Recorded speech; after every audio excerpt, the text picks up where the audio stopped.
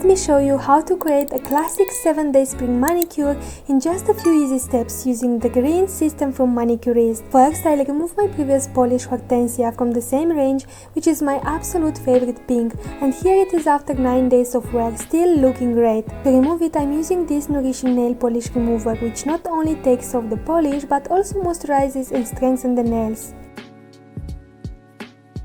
Now, before starting any manicure, I always prep my nails. One step I never skip is applying this cuticle softener. It's a total game changer if your cuticles and the skin around your nails tend to get dry and rough. It has a gentle gel texture that helps remove dead skin effortlessly. Just apply it to the nail folds, let it sit for 2 minutes, then use a cuticle pusher to gently push back the cuticles and remove any excess skin.